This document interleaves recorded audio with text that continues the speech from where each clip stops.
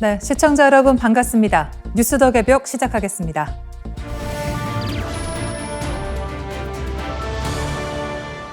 정자와 난자가 만나는 수정의 순간, 실제로 불꽃과 같은 현상이 일어난다는 연구 결과가 공개됐습니다. 흔히 남녀가 서로 강하게 끌릴 때 불꽃이 튄다고 표현하지만 생명 탄생의 출발점에서도 이 말이 과학적으로 확인된 셈입니다. 미국 노스웨스턴 대학교 학재간 연구팀은 포유류의 난자와 정자가 만나는 순간 난자 표면에서 아연 원자가 대량으로 방출되며 빛나는 현상이 나타난다는 사실을 포착했습니다. 연구진은 이 현상을 아연 불꽃이라고 이름 붙였습니다. 아연은 우리 몸에 소량만 존재하지만 세포 성장, 생식 기능, 면역 작용에 중요한 역할을 하는 필수 미량 원소입니다. 연구진에 따르면 수정이 이루어지는 순간 난자 표면 바로 아래에 있던 수천 개의 아연 주머니가 열리며 수십억 개의 아연 원자가 밖으로 뿜어져 나옵니다. 연구팀은 최신 형광 센서와 관찰 기법을 이용해 이 장면을 촬영하는 데 성공했습니다. 분석 결과 난자 안에는 약 8천 개의 아연 주머니가 있었고 각각의 주머니에는 약 100만 개의 아연 원자가 들어 있었습니다. 난자와 정자가 만나는 순간 이 주머니들이 동시에 반응하면서 밝은 불꽃처럼 보이는 현상이 만들어진 것입니다. 특히 아연 방출은 한 번에 끝나지 않았습니다. 연구진은 난자가 아연을 내보내다 잠시 멈추고 다시 방출하는 과정을 4-5차례 반복했다고 설명했습니다. 논문 저자들은 이 장면을 오케스트라의 교향곡처럼 아름다웠다고 표현했습니다. 이번 발견이 중요한 이유는 단순히 신비로운 장면을 포착했기 때문만은 아닙니다. 이 아연 불꽃은 난자가 배아로 전환되는 과정에서 핵심적인 역할을 하는 것으로 보입니다.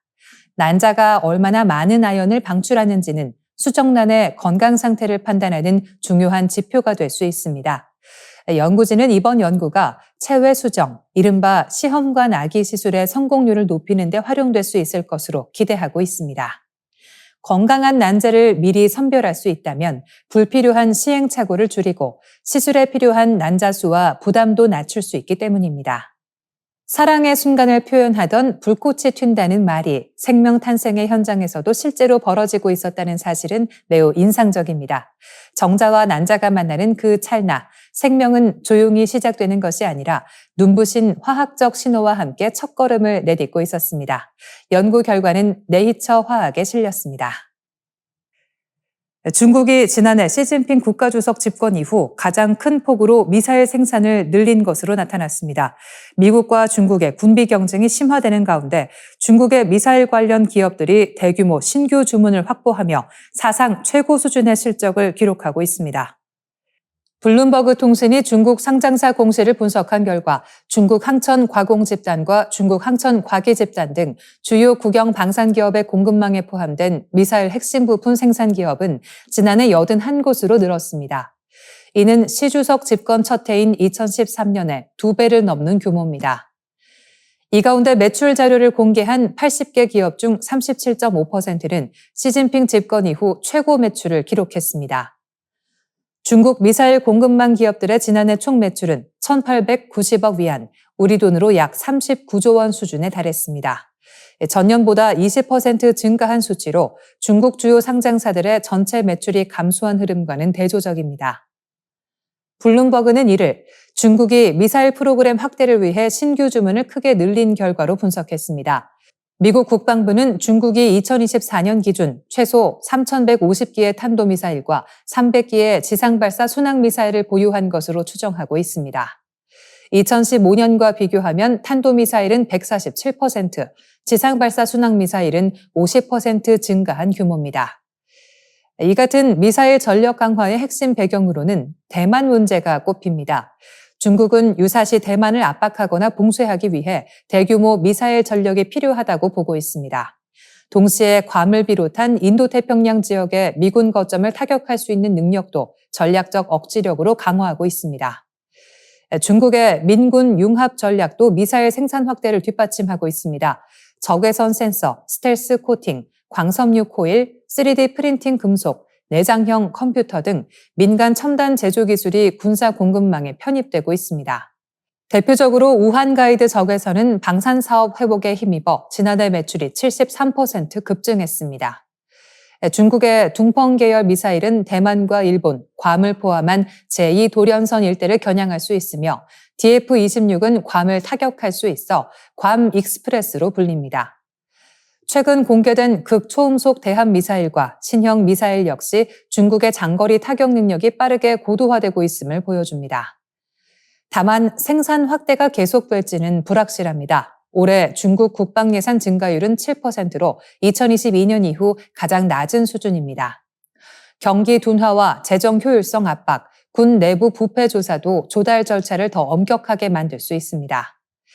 결국 중국은 부패 단속과 예산 통제 속에서도 대만과 미국을 겨냥한 핵심 전력 증강은 계속 이어가려는 것으로 보입니다.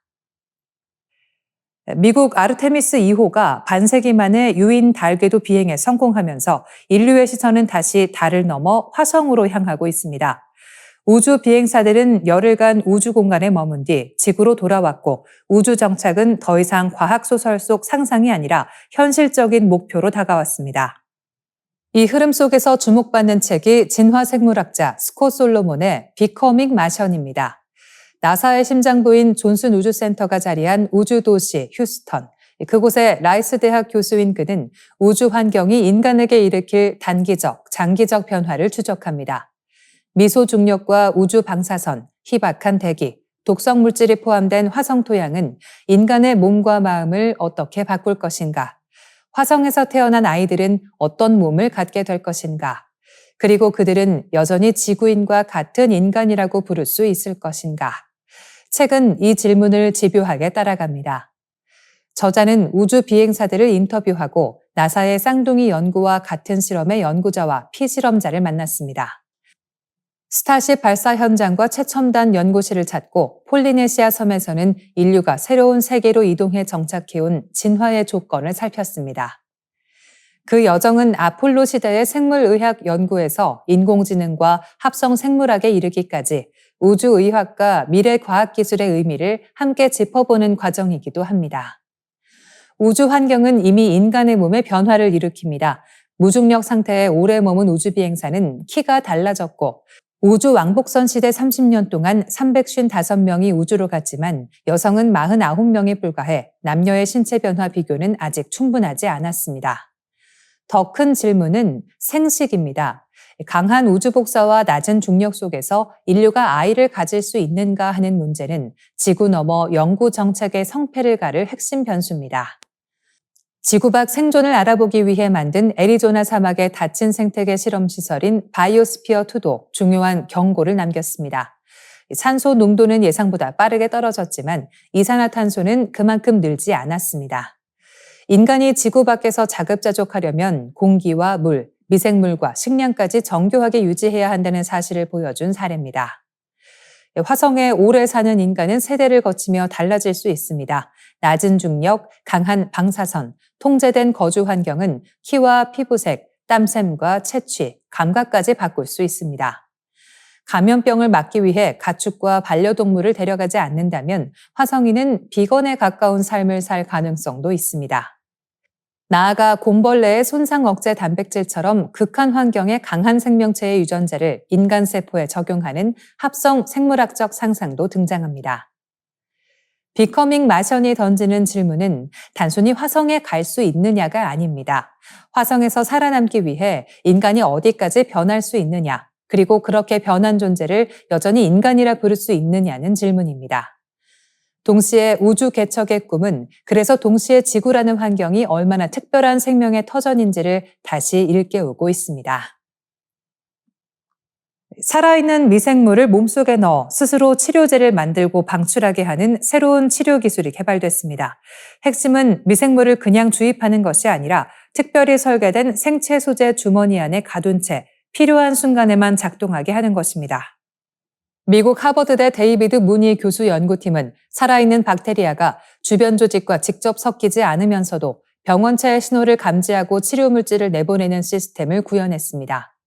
이번 연구 결과는 5월 14일 국제학술지 사이언스에 공개됐습니다. 이른바 살아있는 치료제는 박테리아 같은 미생물을 치료도구로 활용하는 개념입니다. 미생물은 유전자 조작을 통해 특정 염증 신호나 감염 신호, 종양 환경에 반응하도록 설계할 수 있습니다. 문제가 생긴 부위에서 필요한 약물을 스스로 만들어내는 일종의 생체 공장인 셈입니다. 하지만 가장 큰 걸림돌은 안정성입니다. 살아있는 박테리아가 몸속에서 통제 없이 퍼지거나 독성을 일으킬 가능성을 막아야 하기 때문입니다. 기존 하이드로겔이나 캡슐 소재는 박테리아를 장기간 안정적으로 가두는데 한계가 있었습니다. 보통 2주 이상 격리 상태를 유지하기 어려웠습니다. 연구팀은 이 문제를 해결하기 위해 강화된 폴리비닐 알코올, 즉 PVL 골격 안에 젤라틴 마이크로겔을 채운 새로운 소재를 만들었습니다. 이 마이크로겔 안에 박테리아를 넣고 구조체 내부의 압력을 조절해 박테리아가 무제한 증식하지 못하도록 했습니다. 실험 결과 이 소재는 생체 내부와 비슷한 환경에서도 6개월 이상 손상 없이 유지됐고 세균이 밖으로 새어나오는 현상도 확인되지 않았습니다. 이는 살아있는 치료제를 장기간 몸속에 안전하게 보관할 수 있다는 가능성을 보여준 것입니다. 연구팀은 녹농균 감염을 감지하도록 박테리아의 유전자를 바꾼 뒤 관절 감염이 생긴 쥐에게 적용했습니다. 그 결과 주머니 속 박테리아는 녹농균의 화학 신호를 감지했고 항균 단백질을 만들어 방출한 뒤 스스로 사멸했습니다. 감염이 발생했을 때만 작동하고 임무가 끝나면 사라지는 방식입니다.